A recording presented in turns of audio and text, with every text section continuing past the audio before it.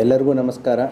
ವಿಜಯಪುರ ಜಿಲ್ಲೆಯಲ್ಲಿ ಈ ಸಾರಿ ಸುಮಾರು 2751 ಸಾರ್ವಜನಿಕ ಗಣಪತಿಗಳ ಪ್ರತಿಷ್ಠಾಪನೆ ಆಗುವಂಥ ಮಾಹಿತಿ ಇದೆ. ಇದರಲ್ಲಿ 50ಕ್ಕಿಂತಲೂ ಹೆಚ್ಚು ಗಣಪತಿಗಳು 5ನೆಯ ದಿನ, 30ಕ್ಕಿಂತಲೂ ಹೆಚ್ಚು ಗಣಪತಿಗಳು 7ನೆಯ ದಿನ, 10ರಷ್ಟು ಗಣಪತಿಗಳು 9ನೆಯ ದಿನ ವಿಸರ್ಜನೆ ಇದೆ. ಉಳಿದಂಥ ಗಣಪತಿಗಳು ಮೊದಲನೇ ದಿನ ಮತ್ತು 11ನೆಯ ದಿನ, ಕೇವಲ 2 ಗಣಪತಿಗಳು ಮಾತ್ರ 21ನೆಯ ದಿನಕ್ಕೆ ವಿಸರ್ಜನೆ ಆಗುವಂತಹ ಲಭ್ಯವಾದಂಥ ಮಾಹಿತಿ ಇವಾಗಲೂ ಇದೆ.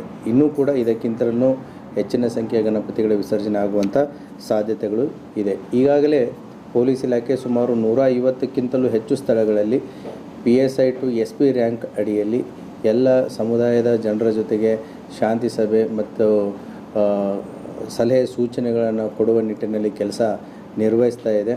ಈಗಾಗಲೇ ನಿನ್ನೆ ಜಿಲ್ಲಾಧಿಕಾರಿಯವರ ಅಧ್ಯಕ್ಷತೆಯಲ್ಲಿ ಬರುವಂತಹ ಗಣೇಶ ಹಬ್ಬ ಮತ್ತು ಈದ್ ಮಿಲಾದ್ಗೆ ಸಂಬಂಧಪಟ್ಟಂತೆ ಎಲ್ಲ ಜನರ ಒಂದು ಶಾಂತಿ ಸಭೆಯನ್ನು ಮಾಡಿ ಅವರ ಸಲಹೆ ಸೂಚನೆಗಳನ್ನು ಪಡೆದು ಮತ್ತು ಜಿಲ್ಲಾಡಳಿತದಿಂದ ಕೊಟ್ಟಂತಹ ನಿರ್ದೇಶನಗಳನ್ನು ಆಯಾ ಸಂದರ್ಭದಲ್ಲಿ ಬಂದಂಥ ಸರ್ಕಾರದ ಮತ್ತು ಇಲಾಖೆಯ ಸಲಹೆ ಸೂಚನೆಗಳನ್ನು ಎಲ್ಲ ಸಂಘಟಕರಿಗೆ ಮಾಹಿತಿಯನ್ನು ಈಗಾಗಲೇ ಕೊಡಲಾಗಿದೆ.